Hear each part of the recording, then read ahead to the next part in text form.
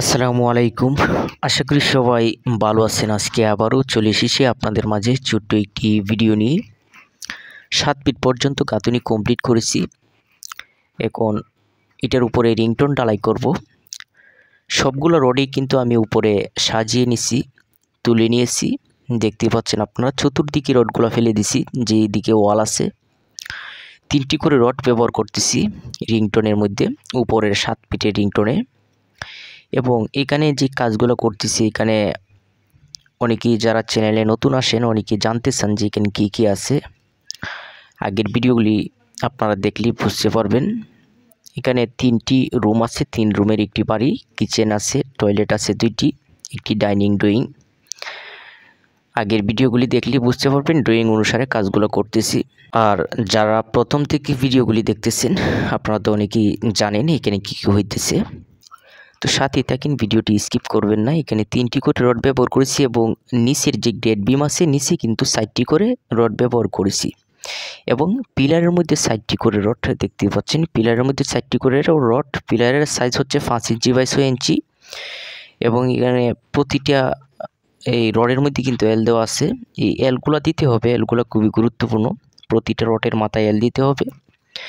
এবং আজকে এখানে রিংটোনটা ঢালাই করব। এটা সাইজ হবে আপনার 5 ইঞ্চি বাই 6 ইঞ্চি।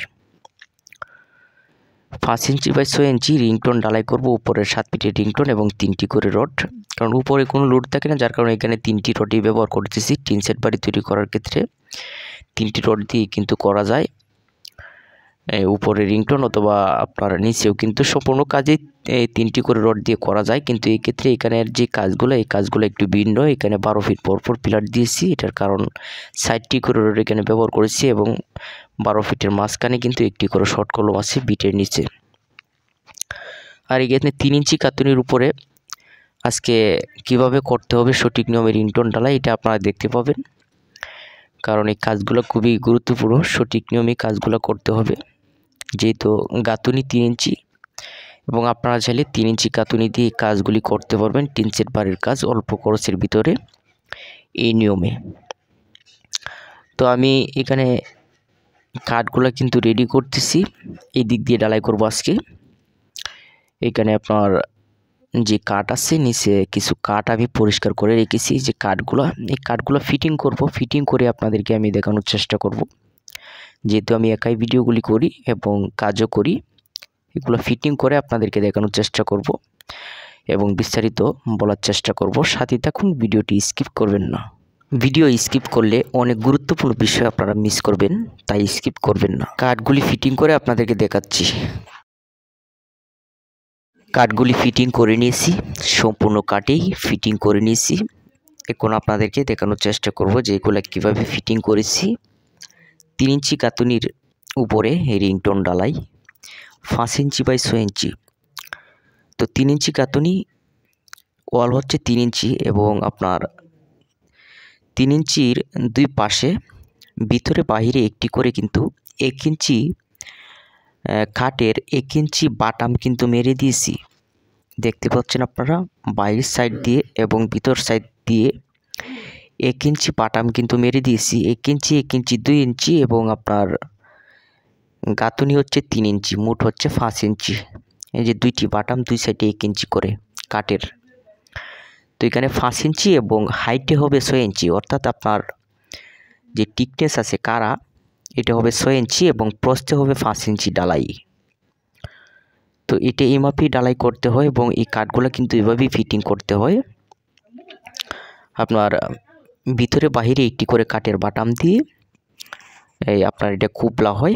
বিট উড়ে একটি বিট থাকে 1 ইঞ্চি বিট, কারণ 3 ইঞ্চি গাঁথুনি যেহেতু, এটা কিন্তু এরকমভাবে ফিটিং করা হয়। এভাবেই আমরা ফিটিং করে থাকি এই কাজগুলা। এখানে রিংটোন আছে অনেকগুলা, সবগুলা কিন্তু একদিনে ঢালাই করা যাবে না।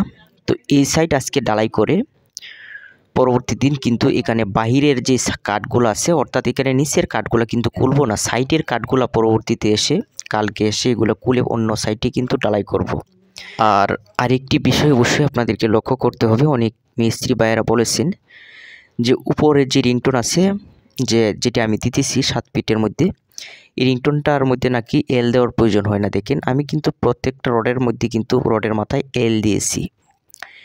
তো এটা উপরে হোক নিচে হোক ভাই এল কিন্তু দিতে হবে। এটা উপরে হইলেই যে এল দিতে হবে না এরকম না বিষয়টা। তো উপরে রিংটোনের মধ্যে প্রেশার কম থাকে ঠিক আছে, কিন্তু এল দেওয়াটা কিন্তু খুবই গুরুত্বপূর্ণ।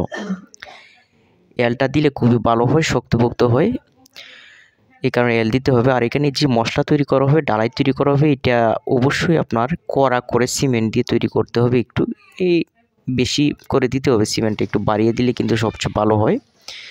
কারণ সিমেন্ট কম দিলে অনেক সময় দেখা যায় এই কাজগুলার মধ্যে কিন্তু আপনার একটু এই সিমেন্ট কম হওয়ার ফলে এই ডালাইটা কিন্তু এতটা শক্তপোক্ত হয় না। কারণ এই ডালাইগুলো একটু সিমেন্ট বাড়িয়ে দিলে এগুলো শক্ত বেশি হয়, যার কারণে সিমেন্ট বাড়িয়ে দিয়ে আপনারা এই ডালাইটা করবেন। 3 একে সিমেন্ট দিয়ে যদি আপনারা কাজগুলি করেন ডালাইয়ের ক্ষেত্রে কিন্তু পারফেক্ট হবে। আমি মশলা তৈরি করে ডালাই করে নিতেছি, দেখতে পাচ্ছেন।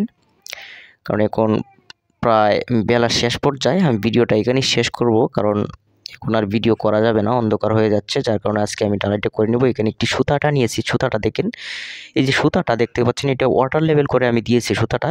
এই সুতা ধরেই কিন্তু আমি সুতা দিয়ে মেপে মেপে কিন্তু ডালাইটা করব, যাতে ডালাইটা হাফ ডাউন না হয়। এই বিষয়গুলো লক্ষ্য করবেন সঠিক মাপে যাতে কাজগুলো হয়। আর মশলাটা অবশ্যই ভালোভাবে সিমেন্ট দিয়ে মিক্স করে কাজগুলো করতে হবে, সিমেন্ট যাতে কম না পড়ে। আপনারা ভালো থাকবেন, আর ভিডিওটি ভালো লাগলে অবশ্যই একটি লাইক করে দিবেন। চ্যানেলে যদি নতুন হয়ে থাকেন অবশ্যই চ্যানেলটাকে সাবস্ক্রাইব করে রাখবেন, কাজের গুরুত্বপূর্ণ বিষয়গুলো জানতে পারবেন। ধন্যবাদ সবাইকে।